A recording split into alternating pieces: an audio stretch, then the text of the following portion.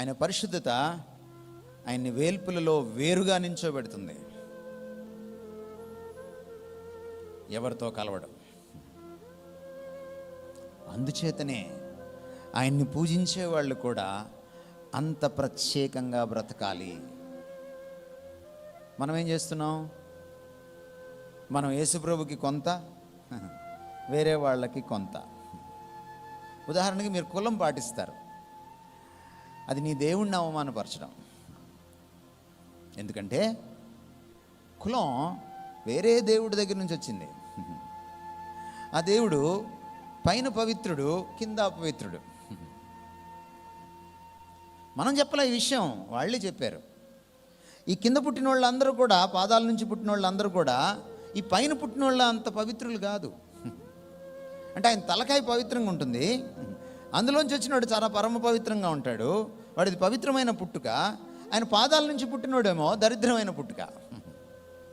అంటే పాదాలు దరిద్రమనేగా అర్థం, అంతే కదా అర్థం.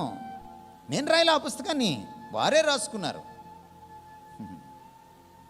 అంటే ఈ దేవుడు పాదాలు కడుక్కోడా? ఈ దేవుడు పాదాలు అశుద్ధమా? తలకాయ శుద్ధమా? ఈ దేవుడు ఆపదమస్తకం శుద్ధమైన వాడు కాదా? మీ దేవుడిని మీరు మీ దేవాలయాలకు వెళ్ళి పాదాలు పూజిస్తారా, తలకాయను పూజిస్తారా? పాదాలని పూజిస్తారు. నీ పద రాజీవములతో అని పాట పాడారు మీరు. మరి పాదాలు పాదపద్మాలు అని అంటున్నారే, అవి పవిత్రమైన పాదపద్మాలు అయితే అందులోంచి పుట్టిన శూద్రులు, అందులోంచి పుట్టిన దళితులు పవిత్రులు కాదా? ఆ దరిద్రమైనటువంటి ఆలోచన మీరు తెచ్చుకున్నారు. ఈ పవిత్రమైన దేవుణ్ణి పూజించే మీరు ఆ దరిద్రమైన ఆలోచన తెచ్చుకొని మీరు క్రైస్తవంలో కలుపుకున్నారు. చూశారు? వాళ్ళని క్షమిస్తాడు దేవుడు, ఎందుకంటే వాళ్ళకి తెలియదు పాపం. కానీ మిమ్మల్ని క్షమించడు దేవుడు. మీకు మ్యూజిక్ ఉంటుంది.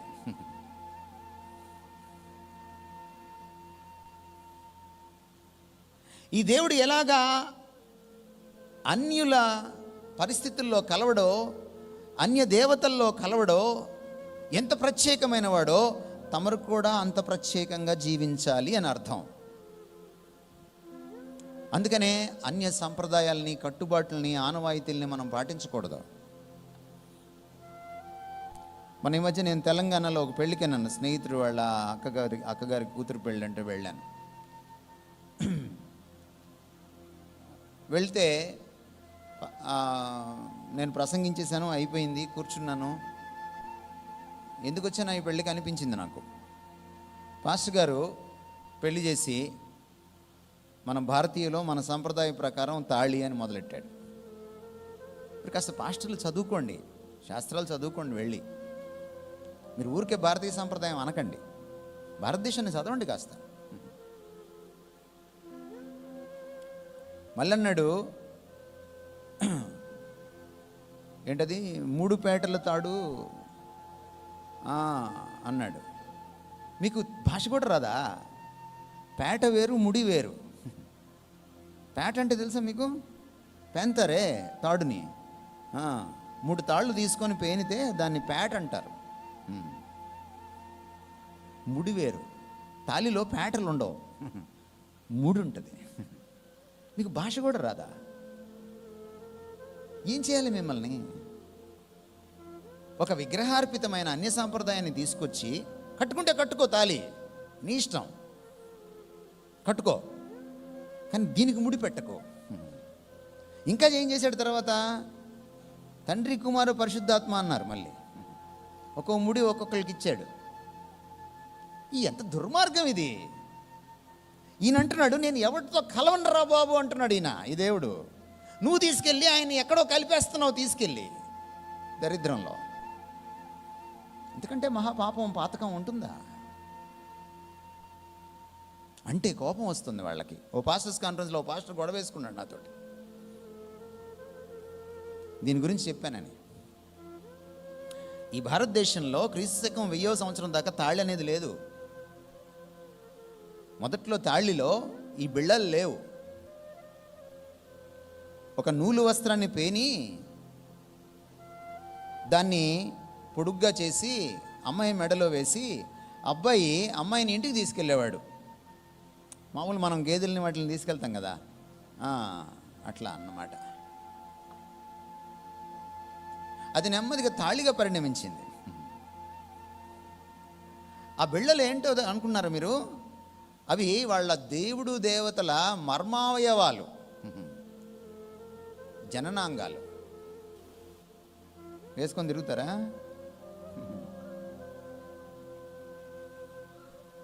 తెలుసుకోవాలి మనం.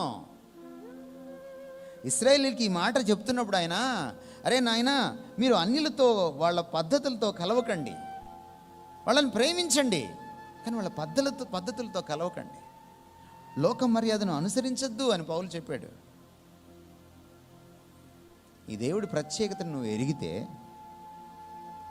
నువ్వు కూడా ప్రత్యేకంగా ప్రతి విషయంలో జీవించాలి. పరిశుద్ధత అన్నప్పుడు ఇక్కడ ఇంకొక విషయం కూడా ఉంది.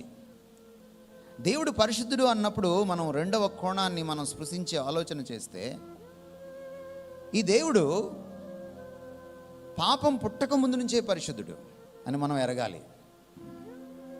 పాపం మొదట ఎక్కడ పొడసూపిందండి? ఏమండి? దేవలోకంలోనా మానవలోకంలోనా? పైన. దేవదూతలు పాపంలో పడిపోక ముందు కూడా అయిన పరిశుద్ధుడు, ఆదాము హవ్వలు పాపంలో పడక ముందు కూడా అయిన పరిశుద్ధుడు.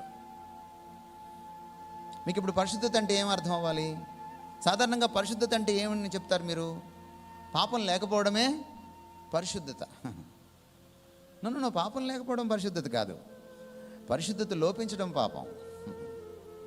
ఎందుకంటే పరిశుద్ధత ముందు, పాపం తర్వాత వచ్చింది. ఒకవేళ దూతలు పాపం చేయకముందు తమరు అక్కడ ఉన్నారనుకోండి పొరపాటున, మీరు పరిశుద్ధతను ఎలా అర్థం చేసుకుంటారు? పాపం అనేది పుట్టలేదు అప్పటికి. మీరు పరిశుద్ధతను వర్ణించమంటే ఎలా వర్ణిస్తారు? దేవుని పరిశుద్ధతను చీప్ చేయకూడదు మనం. దేవుని పరిశుద్ధతను కొలవడానికి పాపాన్ని వాడుకోకూడదు మనం. కానీ ఇది పాపమా కాదా తేల్చాలంటే దేవుని పరిశుద్ధతే ప్రమాణం.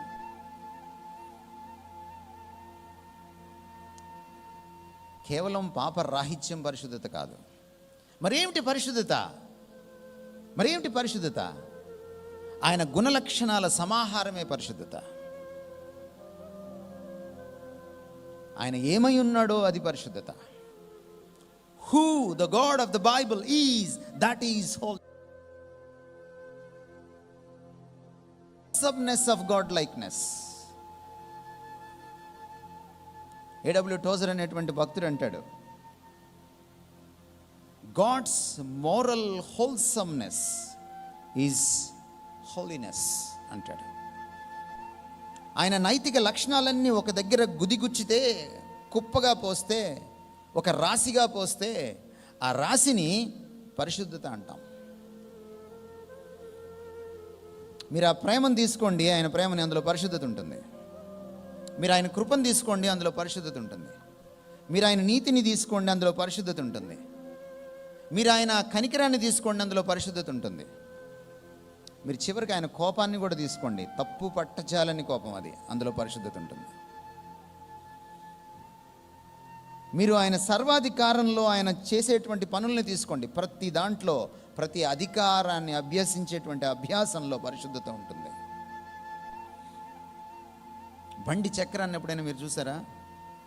బండి చక్రానికి చుట్టూ ఒక రిమ్ ఉంటుంది, చట్రం ఉంటుంది, మధ్యలో పుల్లలు ఉంటాయి, స్పోక్స్ ఉంటాయి, దాని మధ్యలో ఒక హబ్ ఉంటుంది. అందులోంచి బండి ఇరుసు పెట్టి బండిని నడుపుతారు. ఈ స్పోక్స్ లేకపోతే ఆ చక్రము అలా ఉండలేదు. కానీ ఈ స్పోక్స్ అన్నిటినీ, అంటే ఈ పుల్లలన్నిటినీ ఒక దగ్గర గట్టిగా నిలబెట్టి ఉంచేది ఆ మధ్యలో ఉన్నటువంటి ఆ ఇరుసు దగ్గర ఉండేది ఆ హబ్. దేవుని పరిశుద్ధత ఆయన వ్యక్తిత్వంలో, ఆయన తత్వంలో హబ్ లాంటిది. ఆయన పరిశుద్ధత నుంచే ప్రేమ అనే పుల్ల వస్తుంది. ఆయన పరిశుద్ధత నుంచే కనికరం అనే పుల్ల వస్తుంది. ఆయన పరిశుద్ధత నుంచే న్యాయం అనే పుల్ల వస్తుంది. ఆయన పరిశుద్ధత నుంచే కోపం అనేది కూడా వస్తుంది. అందుకని ఎప్పుడైనా దేవుడు కోపగించుకుంటే ఆ కోపాన్ని తప్పుపట్టలేము. దేవుడు తీర్పు తీరిస్తే ఆ తీర్పును తప్పుపట్టలేము.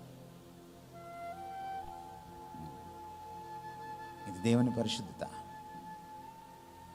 అందుకనే పరిశుద్ధత మూల లక్షణం కాబట్టి, మౌలిక లక్షణం కాబట్టి, మిగిలిన లక్షణాలన్నిటికీ పునాది లక్షణం కాబట్టి ఆయన పరిశుద్ధుడు పరిశుద్ధుడు పరిశుద్ధుడు అని 3 సార్లు నొక్కి ఒక్కడి నుంచి చెప్పారు.